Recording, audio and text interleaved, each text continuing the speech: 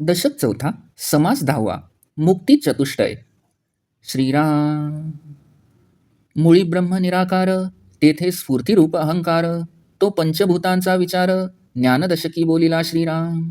तो अहंकार वायोरूप, तयावरी तेजाचे स्वरूप, तया तेजाच्या आधारे आप आवरणोदक दाटले श्रीराम. तया आवरणोदकाच्या आधारे धरा धरिली फणीवरे, वरती 56 कोटी विस्तारे, वसुंधरा हे श्रीराम. येवरी परिघ सप्तसागर, मध्यमेरू महाथोर, अष्टदिक्पाळ तो परिवार, अंतरे वेष्टीत राहिला श्रीराम. तो सुवर्णाचा महामेरू, पृथ्वीस तयाचा आधारू, 84 सहस्त्र विस्तारू, रुंदी तयाची श्रीराम. उंच तरी मर्यादे वेगळा, भूमीमध्ये सहस्त्र 16, तया भोवता वेष्टीत पाळा, लोकालोक पर्वताचा श्रीराम. तया अलीकडे हिमाचळ, जेथे पांडव गळाले सकळ, धर्म आणि तमाळ नीळ, पुढे गेले श्रीराम. जेथे जावया मार्ग नाही, मार्गी पसरले महाआही, सीतसुखे सुखावले तेही, पर्वतरूप भासती श्रीराम. तया अलीकडे सेवटी जाण, बद्रिकाश्रम बद्रीनारायण, तेथे महातापसी निर्वाण, देह त्यागार्थ जाती श्रीराम. तया अलीकडे बद्री केदार, पाहोन येथी लहान थोर, ऐसा हा अवघा विस्तार, मेरू पर्वताचा श्रीराम. तया मेरू पर्वता पाठारी, 3 शृंगे विषमहारी, परिवारे राहिले तयावरी, ब्रह्मा विष्णू महेश श्रीराम. ब्रह्मशृंग तो पर्वताचा, विष्णुशृंग तो मर्गजाचा, शिवशृंग तो स्फटिकाचा, कैलास नाम त्याचे श्रीराम. वैकुंठ नाम विष्णुशृंगाचे, सत्यलोक नाम ब्रह्मशृंगाचे, अमरावती इंद्राचे, स्थळ खालते श्रीराम. तेथे गणगंधर्व लोकपाळ, 33 कोटी देव सकळ, 14 लोक सुवर्णाचळ, वेष्टीत राहिले श्रीराम. तेथे कामधेनूची खिलारे, कल्पतरूची बने अपारे, अमृताची सरोवरे, ठाई ठाई उचंबळती श्रीराम. तेथे उदंड चिंतामणी, हिरे परिसाचिया खाणी, तेथे सुवर्णमय धरणी, लखलकायमान श्रीराम.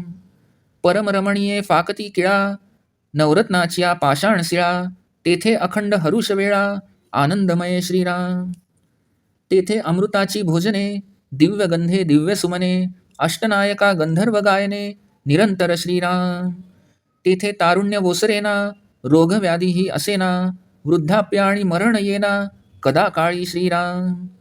तेथे एकाहुनी एक सुंदर, तेथे एकाहुनी एक चतुर, धीर उदार आणि शूर, मर्यादे वेगळे श्रीराम. तेथे दिव्यदेह ज्योतिरूपे, विद्युल्लते सारिखी स्वरूपे, तेथे यश कीर्ती प्रतापे, सीमा सांडिली श्रीराम. ऐसे ते स्वर्गभुवन, सकळ देवांचे वसते स्थान, तया स्थळाचे महिमान, बोलिजे तितुके थोडे श्रीराम.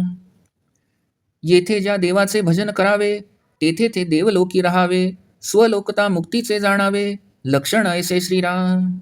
लोकी राहावे ते स्वलोकता, समीप असावे ते समीपता, स्वरूपाची व्हावे ते स्वरूपता, तिसरी मुक्ती श्रीराम. देवस्वरूप झाला देही, श्रीवत्स कौस्तुभ लक्ष्मी नाही, स्वरूपतेचे लक्षण पाही, ऐसे असे श्रीराम. सुकृत आहे तो भोगिती, सुकृत सरताच ढकलून देती, आपण देवते असती, जैसे तैसे श्रीराम. म्हणून तिनी मुक्ती नासिवंत, सायोज्य मुक्ती ते शाश्वत, तेही निरोपिजेल सावचित्त, ऐका आता श्रीराम. ब्रह्मांड नासेल कल्पांती, पर्वतासहित जळे लक्षिती, तेव्हा अवघेच देव जाती, मा मुक्ती कैच्या तेथे श्रीराम. तेव्हा निर्गुण परमात्मा निश्चळ, निर्गुण भक्ती तेही अचळ, सायोज्य मुक्ती ते केवळ, जाणीजे ऐसी श्रीराम. निर्गुणी अनन्य असता, तेणे होय सायोज्यता, सायोज्यता म्हणजे स्वरूपता, निर्गुण भक्ती श्रीराम. सगुण भक्ती ते चळे, निर्गुण भक्ती ते न चळे, हे अवघे प्रांजळ कळे, सद्गुरु केल्या श्रीराम. इति श्री दासबोधे गुरुशिष्य संवादे मुक्ती चतुष्टयनाम समास 10वा समाप्त. दशक चौथा समाप्त.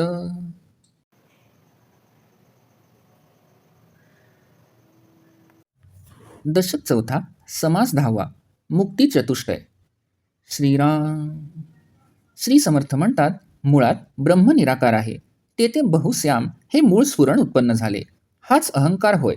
यातूनच पुढे पंचमहाभूते निर्माण झाली.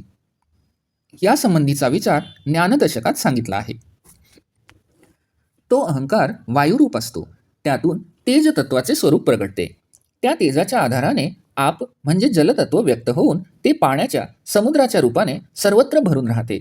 त्या समुद्राच्या आधाराने शेषाने पृथ्वी आपल्या मस्तकावर धारण केली आहे.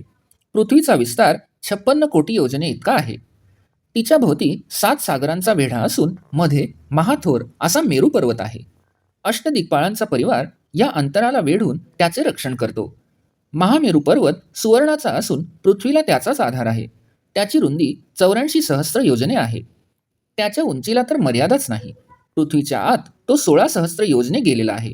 त्याच्या भोवती लोकालोक पर्वताचा वेढा आहे. त्याच्या अलीकडे जेथे सर्व पांडव मृत्युमुखी पडले तो हिमाचल पर्वत आहे. फक्त धर्मराज आणि श्रीकृष्ण हे दोघेच फक्त पुढे गेले. तेथे जायचा मार्ग नाही. मार्गात महाप्रचंड साप सर्वत्र पसरलेले आहेत. तेथील थंडीमुळे तेही सुखावले आहेत. ते पर्वत रूपच वाटतात. त्यांचाही अलीकडे अगदी शेवटी बद्रिकाश्रम बद्रीनारायण ही स्थाने आहेत. तेथे महान तपस्वी लोक निर्वाण काळी देहत्याग करण्यासाठी जातात.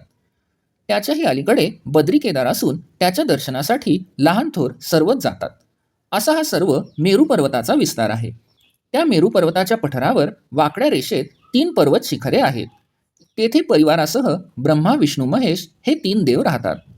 ब्रह्मशृंग हा साध्या दगडाचा आहे. विष्णुशृंग पर्वत शिखर पाचूचे आहे, तर शिवशृंग हे पर्वत शिखर स्फटिकाचे असून त्याचे नाव कैलास आहे. विष्णुशृंगाचे नाव वैकुंठ असून ब्रह्मशृंगाचे नाव सत्यलोक असे आहे. त्याच्या खालती इंद्राचे अमरावती हे स्थळ आहे.